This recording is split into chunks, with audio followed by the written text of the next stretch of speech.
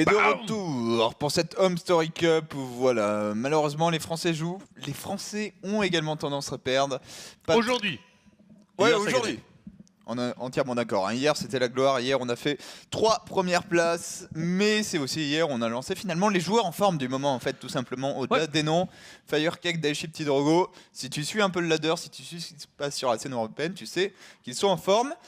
Et la forme, c'est quelque chose d'inquiétant pour Snot.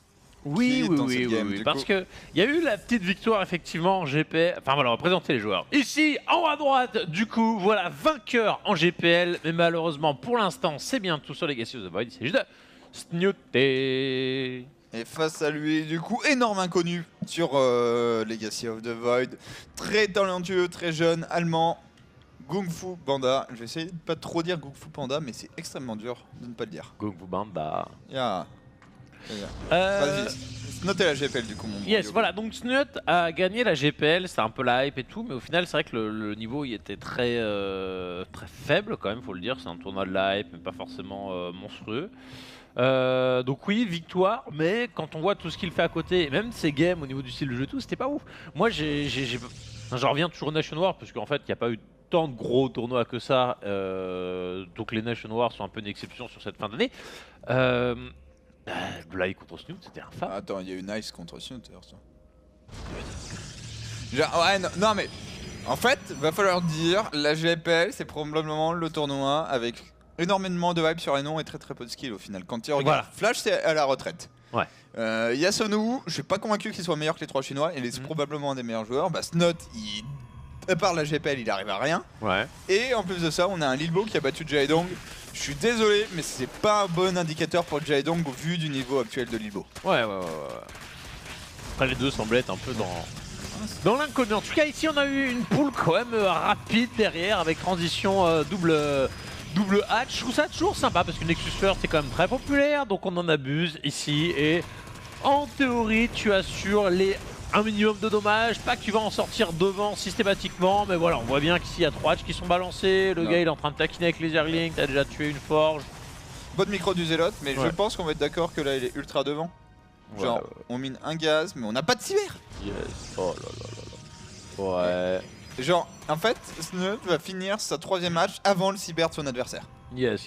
En ayant bientôt plus de drones. Non.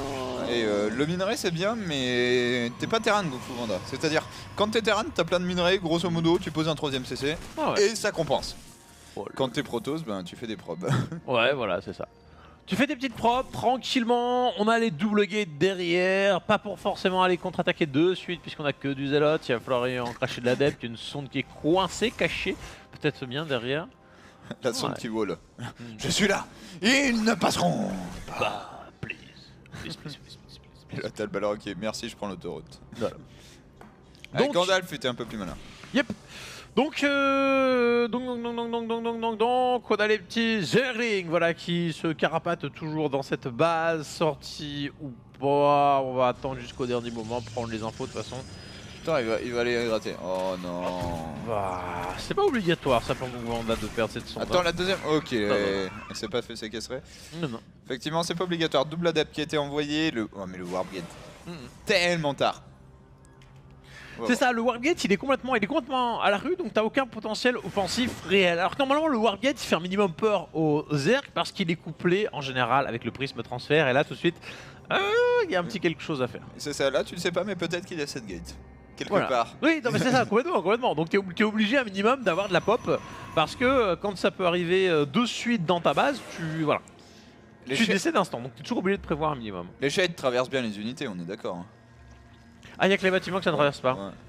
Bah, d'ailleurs, pour en revenir à la transperçation, ouais, j'avoue, le build de Lilbo contre Mini Razor, c'est pas la première fois que je le vois, mais infect. Hein. Où tu mets le champ de force, t'es en bas et finalement t'es en haut. Ouais, on pensait à diverses solutions, notamment le drop du coup. Parce qu'il est vraiment à poil. Ouais. Tu peux, si t'arrives à dropper 4 cafards en mode tiens, remonte tes sentries que je monte. Ouais. Mais pourquoi pas, en tout cas dans une game où t'avais fait... ça réduit aussi vachement l'intérêt des early pools en fait, c'est le Protoss, à condition d'avoir lancé un Warpgate relativement tôt, ce qui n'est pas le cas là pour Kung Fu Panda, peut te sanctionner derrière. C'est-à-dire c'est bien beau de le tuer son deuxième Nexus, mais lui s'il gagne la game juste après, bon. Ouais, voilà. Alors du coup, on a pris 5 propres, 10 zerglings. Franchement, le Zerg, il est pas dégueu, parce qu'encore une fois, le Nexus se termine, mais là, il y a une phase où il n'y a rien à faire pour le joueur Protoss, il est chez lui avec ses 2 sentinelles, très bien, et le joueur Zerg peut tranquillement droner, balancer sa petite upgrade, et maintenant, quelle va être la suite? Est-ce qu'on va être sur du simple et basique Roach, Ravager, Lurker? On a vu des joueurs en faire beaucoup du Lurker, on va pas trop spoiler, mais lundi, il se passera des choses en GSL. Effectivement, les Coréens, et même des joueurs qui n'ont pas été pro à Boudoir aiment bien le Lurker. Alors, Snot, c'est aussi quelqu'un qui a toujours aimé ce bâtiment. Il a toujours une affection particulière pour ce petit bâtiment. La petite fausse infection. Les infés, ouais. Allez, les infés, le T3. Snot, pour le coup, je dirais son défaut majeur en PVZ, c'est qu'il a tendance à oublier de faire des unités. Il a eu, en Nation Wars, en fait, la plupart de ses défaites en PVZ étaient... Alors je suis T3 dans 2 minutes, mais là tout de suite j'ai rien et je meurs. Ouais, il a pas encore le... Mais ça sent l'inexpérience du joueur qui n'a pas l'habitude de se prendre des all-in, qui n'a pas peut-être le réflexe encore de les scouter. Effectivement, ouais, là on a un tier 3 complètement à poil. Et il faut vérifier, tu passes avec ton dominant. Et là tu vois, le Protoss a coupé la production de son déjà. Alors même s'il est déjà terminé, peut-être un petit temps 10 peut-être. Est-ce que le mec va rusher la B4 ou est-ce que tu te prends un timing? Voilà, il faut se vigilant, compter le nombre de gates, voir le potentiel offensif. C'est bon, il y a une deuxième robot. Oui. Genre, double disrupteur derrière en mode... certes, mais il faut... une robot B pour faire des disrupteurs. Ouais, ça peut être simplement double IMO hein, pour l'open. Ça serait bien un hype. Après pour le coup, là Snot, tout ce qu'il y a vu, moi ça me donne envie d'appuyer sur ce bâtiment. Ça donne envie de faire des mutas. Attention, premier timing qui arrive. Et là, y a rien. Double Stargate. Double robot, double Stargate. Ok, Kung Fu Panda. Je sais pas combien ils sont dans sa tête, mais ils sont nombreux et ça envoie du swag. Je vais pas me plaindre, hein. J'aime bien les joueurs qui prennent des risques. Ouais, non, mais il fait... Alors c'est le petit go derrière la B4 qui, malheureusement, s'il se fait reboot sans avoir fait trop de dommages, attention, mais un petit peu au fond. Hein. Oh, recall. Ouais. Là, à mon avis, il subit beaucoup trop de dommages parce que... Alors ok, il y a le prisme transfert, est-ce qu'il a envie de follow? Ça serait pas une mauvaise idée parce que là, faut qu'il trade, sinon le Zerg... Voilà, là ça part vite. Et maintenant, le Zerg, toute sa banque, va pouvoir partir dans du tier 3. Et les 4 mutalistes vont pouvoir gérer le prisme transfert. Ça affole aussi quand même le bon Protoss qui part sur double Stargate. Ouais, double Stargate. Alors on va faire des Phoenix. Je suis vraiment fan des Phoenix, mais pas comme ça en PVZ. Je pense qu'en fait, si tu veux faire si t'as peur des mutas, genre si t'as pas envie de jouer muta, ouvre double Stargate. Surtout sur ce genre de map. Ouais. Tu fais les 10 Phoenix qui font, mec, jamais. Il n'y a aucun switch muta qui réalise face à 10 Phoenix. Ouais. Même 40, surtout avec les overcharge. Hein, par contre, là, tu les fais réactivement et du coup, c'est un moment où tu auras envie de faire autre chose, du disrupteur, de l'immortel, et tu fais des Phoenix. Le War Prism, le mieux caché. Lui, il était bon quand il jouait à chat. On a des Phoenix hallucinés puisqu'on ne se contente pas que des vrais pour aller mapper l'observateur qui est là. Et mine de rien, tu peux très vite les rentabiliser tes Phoenix avec tes effets de surprise. Soit le Protoss qui monte la rampe, enfin le Zerg qui monte la rampe, blam, tu les lèves tous les Ravageurs, tu en butes 4-5, 500 de gaz qui partent et là tu chiales. Là si on voit, du coup il n'y a pas de vrai entière à part ces 4 mutas et le 9 queen. Mais du coup rien n'empêche de soulever les 2 infestes gratuitement. Oh la loose. Bon bah. La vie. Jamais. C'est chiant parce que ça coûte cher. Hein. On peut remplacer ces mutalistes éventuellement par une Grider Spire et un corrupteur qui zone le prisme. Hein. Ouais, là c'est qu'un 400-400 dépensé dans le vent, le prisme de Snot qui reprend les bonnes habitudes, qui est assez massif. On va ouvrir le chemin du milieu, Kung Fu Panda qui pose la V4. J'ai un peu peur parce qu'il n'y a pas de pop. Par contre, il est en train aussi de se faire la pop de rêve en mode tiens, je fais un peu de Phoenix, je vais faire la dose d'immortel, on va aller chercher les High Templars, la charge. Le prise toujours pas mort et du coup absolument pas géré maintenant. Et là il faut juste... En fait ça marche dans les deux sens, c'est ça qui est drôle.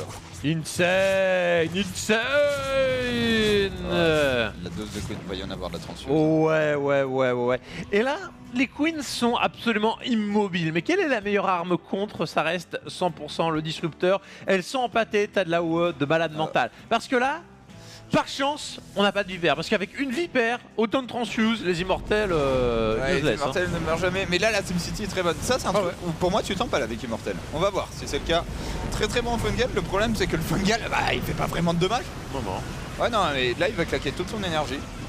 Faut clic droit un peu sur les ultras. Ouais, ça manquait de pilonnage sur les pylônes, tout simplement, avec les Ravagers. Et voilà, l'un minimum, à minima, Deny, la B4, par contre, on a un peu. Non, c'est ça. Les adeptes ont été gérés, je crois que cette vachette. Les a bouffés. Voilà. On va Deny la B4. Attention, Deny la B4, je suis d'accord avec toi que c'est bien, mais là, c'est une armée qui ne repartira pas. Les queens, elles feront pas demi-tour, quoi. Le creep, il est là, hein. Ah regarde. Elles font demi-tour, les queens, s'il le veut. Par contre, il est ici.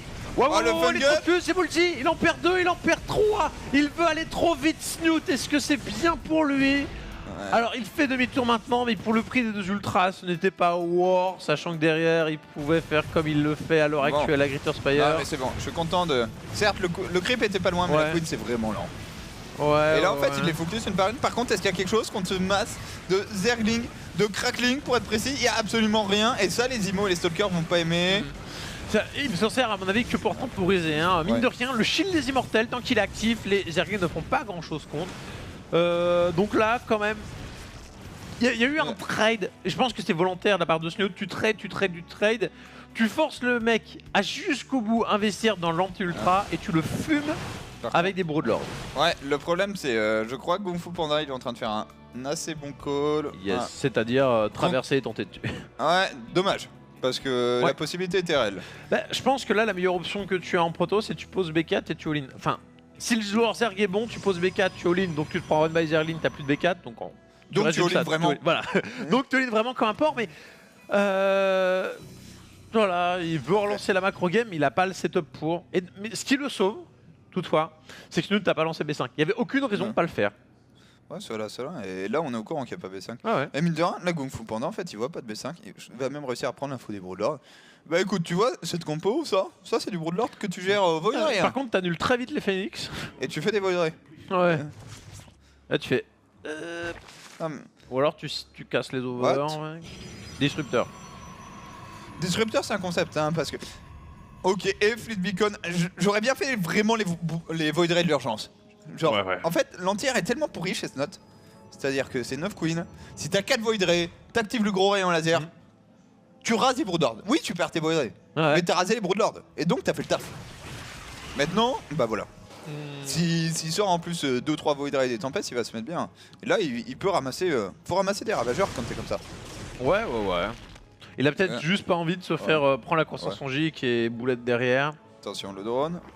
On va... Non, on va juste aller ici. Bah tiens, il y a un over. Parce que les Broodlords, jusqu'à un certain nombre, tu peux complètement les ignorer en Protoss. Là, on doit pas être loin de la dizaine en fait, sur le total. 8. Il y en a 2 en fait, j'ai fait des Broodlords, mais j'ai pas d'entière réelle à part les queens. Ça suffit pour les transfuse, et justement, c'est un entière qui coûte très peu de thunes. Parce que voilà, ça coûte pas cher des queens. Est-ce qu'on sort les 2 en place de la hype là? De toute façon, là, à partir de maintenant, Snoot il recasse la B4, c'est quasiment le game over. Hein. S'il n'empale pas toute sa population, ce qui n'est pas dit que ça n'arrive pas, il y a quand même un certain potentiel chez Kung Fu Panda. Kung Fu, là, le plus dur, ça va être de temporiser. Il a besoin de temporiser genre 4 tempestes et 1. Ils sont très loin ces 4 tempestes. Ah ouais. Mais même 2 tempestes peuvent suffire. Si on dégraisse, il faut qu'il fasse du travail avec ses phoenix, il faut faire claquer des transfuses. Et Snoot est malin là. Il n'attaque pas avec les ultras, c'est juste les Broodlords qui envoient des Broodlings, ça tank. Et il attaquera au dernier moment, il prend les pylônes, il dégraisse.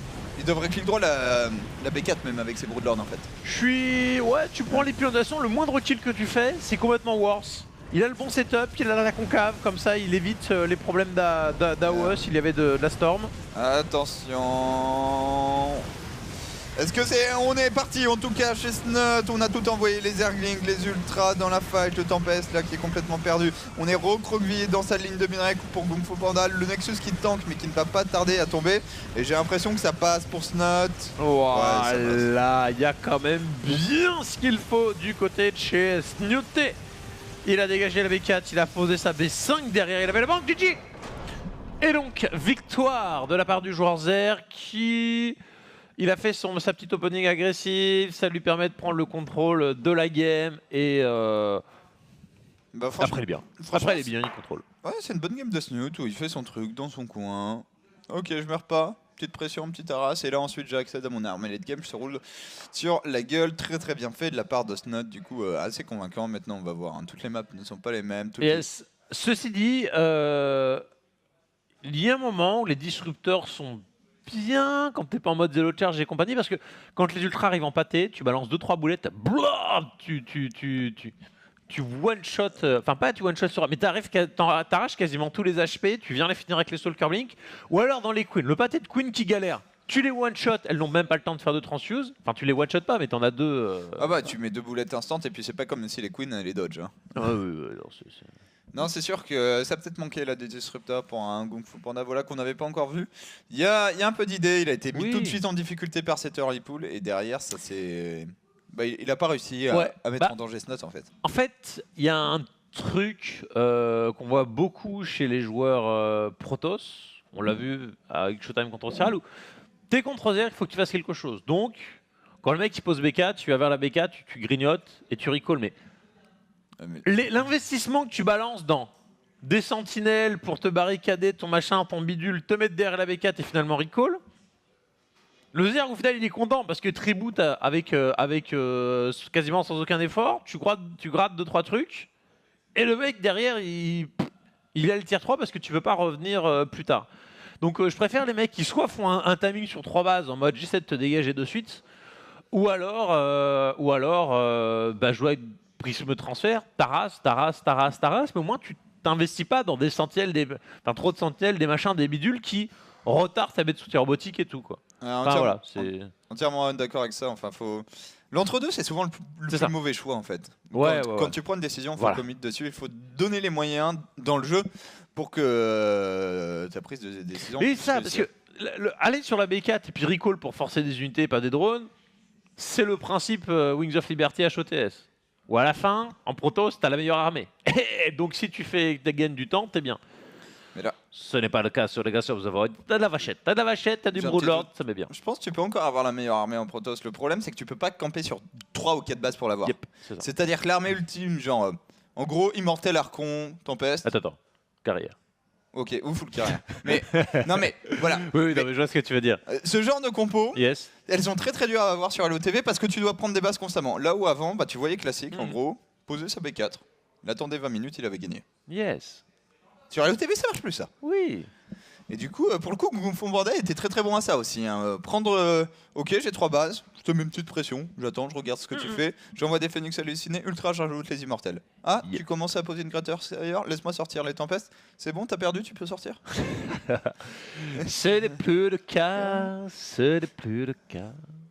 Et du coup, on va voir en tout cas si c'est toujours possible. Mais sur cette map, ça serait étonnant puisqu'en bas à droite, on a un Zerg bleu pour la team Liquid, sponsorisé par HyperX. Comme vous pouvez le voir, il s'agit de Snot. Et en à gauche, ici, de la team Puck, Kung Fu Panda. C'est pas mauvais ce qu'il fait, mais il y a encore des petits points à revoir comme beaucoup de joueurs sur Legacy. On le rappelle, tout le monde n'est pas encore au point et je pense qu'il va falloir longtemps. Là où, tu vois, sur HOTS, on va dire que la méta s'était très vite stabilisée, mais le jeu de Wings of Liberty à HOTS, il n'y avait pas de grosse révolution majeure. C'était le même, peut-être un peu plus rapide. Fallait peut-être que tu prennes B3 un peu plus vite, mais globalement, c'était assez stable. Là, Legacy, t'as tout à revoir. Ouais, et personne n'a encore appris tout ce qu'il y a à faire. Évidemment, ça prendra du temps. En attendant, ça prendra également un peu de temps pour se rendre compte que la hatch a été posée sur la gold. Mais ici, Kung Fu Panda qui va Nexus first. Maintenant, Snot, il a posé Gaspool ensuite. Ouais. Mais rien n'empêche de rapidement perdre tout respect. Poser la B3 sur la gold qui dit que tu dois me tuer dans les 3-4 minutes qui viennent, sinon tu auras perdu. C'est ça. Ouh là là. Alors ça c'est le vieux réflexe à l'ancienne de... C'est toujours une idée très... on pull les drones pour les envoyer sur la gold et ils vont arriver pour deny le canon attack. Ça sent le super échec ça. Ça dépend en fait. Ça dépend s'il a les thunes pour mettre un pylône, le trip... Raté. Il est passé. Le fail. Allez, cancel. Alors là c'est le contre non voulu. Le mec il a envoyé les drones pour récolter sur la gueule, il fait tiens canon attaque, si je cliquais droit dans le... Oh c'est bon, c'est fini. Et l'autre il a une forge qui sert à rien, ça récolte sur la gold, et même si c'était passé, suivant l'investissement que le mec produit, bah tu prends l'autre gold quoi. Non mais sérieux. Quoi? Non mais c'est nul. C'est nul. C'est C'est nul. nul. C'est nul. Et même lui il s'en rend compte. C'est nul. Mais ouais, même lui. Qu'est-ce qu'il a fait là? Mais non mais... Allez, j'espère que le plan B est sacrément bon. Hein. Parce que le plan A sacrément fail. Bah là, je dirais même que le plan B, tu sais qu'il va chier, il faut placer au plan C ou au plan D. Hein. Là, tu vises le fond de ton chapeau. Tu regardes s'il te reste pas encore un truc noté sur l'étiquette. Non mais ça c'est le moment où tu te dis, la théorie, quand tu fais une forge, c'est que tu vas t'en servir pour des upgrades. Ouais. Ça, se noter au courant. Tu Mais poses. c'est ça qui est le upgrade. Dégage le plus vite possible et tu bourres, sans upgrade. Le plus vite possible. En te disant, si drone trop, ça passe. Peut-être. Non mais parce que... Dash Ride, non, je suis trop loin. Je suis trop loin. Ouais non mais faut faire quelque chose. Oh my god. Parce que... Bon. Moi je dis, tu fais, tu poses un robot, White Ras, Special Tactics, tu rentres dans la main, tu canon attaque la main, enfin tu vois. Drop disrupteur.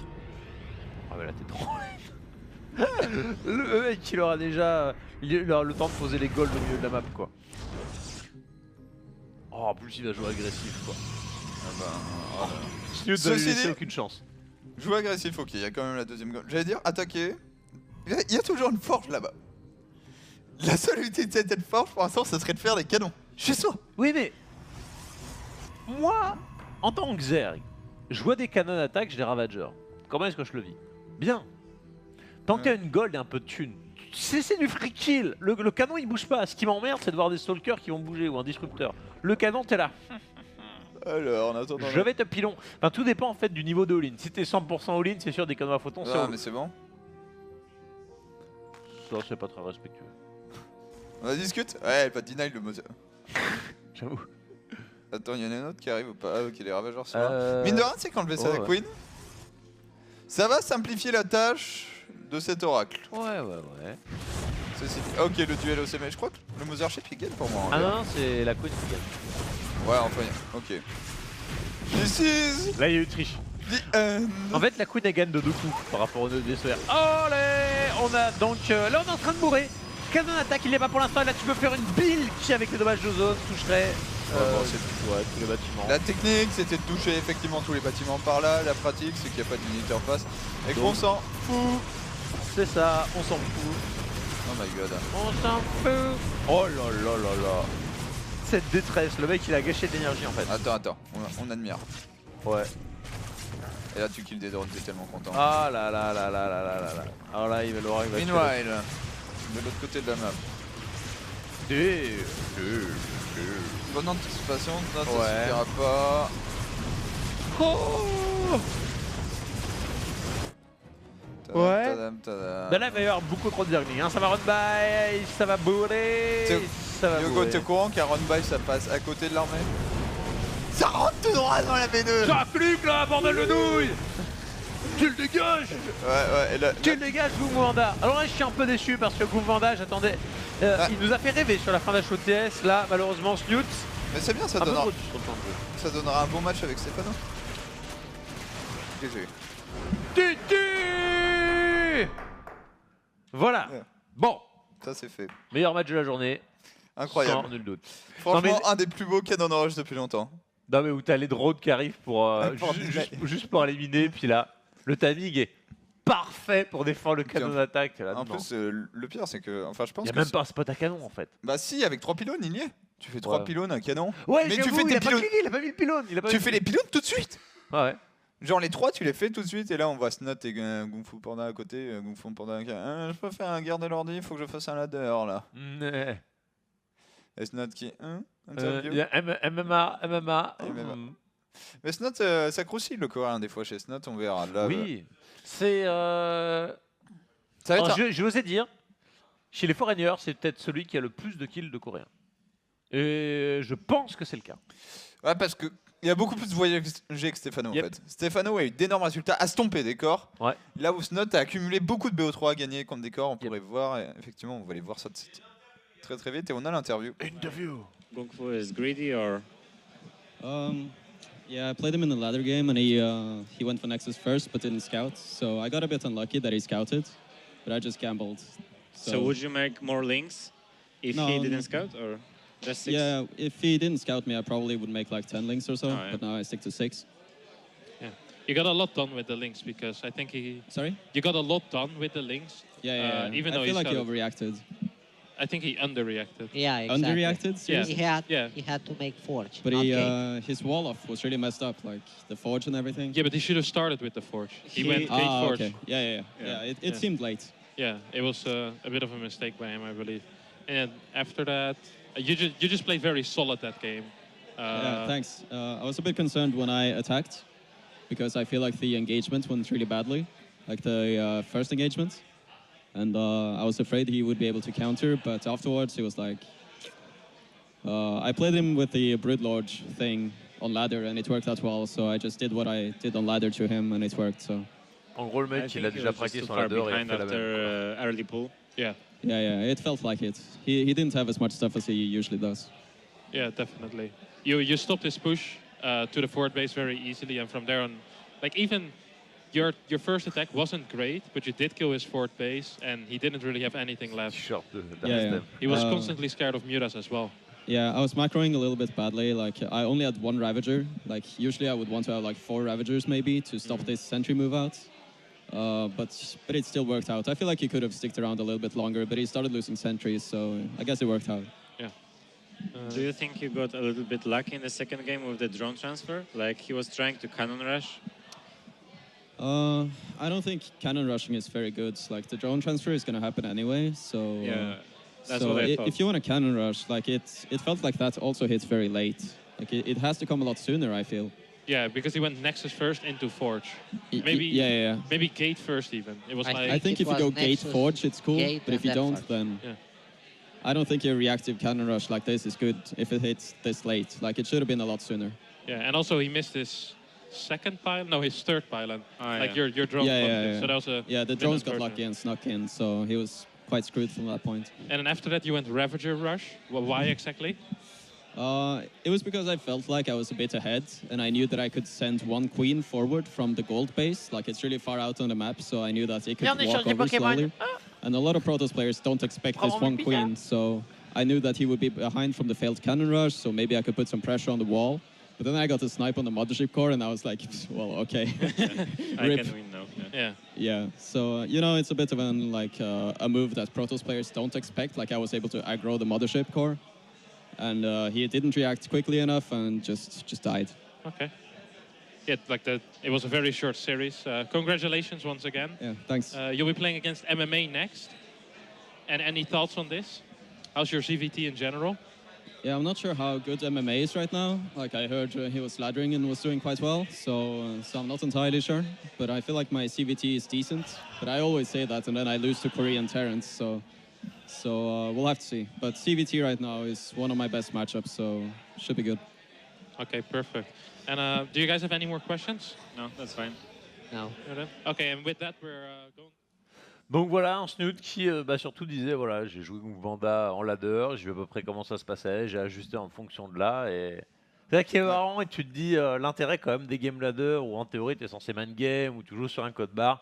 Là visiblement Kung Vanda s'est fait un peu arnaquer là-dessus, mais même malgré ça, on a senti un Snoot largement au-dessus. Donc pas de regret je pense à avoir pour lui d'avoir tryhard sur ses sessions ladder. Maintenant, a-t-il joué en ladder MMA? C'est la question. Ouais, apparemment pas trop. En tout cas, il nous l'a pas confié. Il est assez confiant contre Terran en ce moment. Le problème, c'est que là, on parle d'un Terran coréen et on sait que c'est une toute autre paire de manches que de défaire ces monstres-là, surtout quand on a affaire à quelqu'un qui est multiple champion. Quel que soit le niveau de MMA, c'est pas la pression qui va l'atteindre Yes. au premier tour de l'Amster Cup et tout ça, ça sera prêt. Pas pour eux.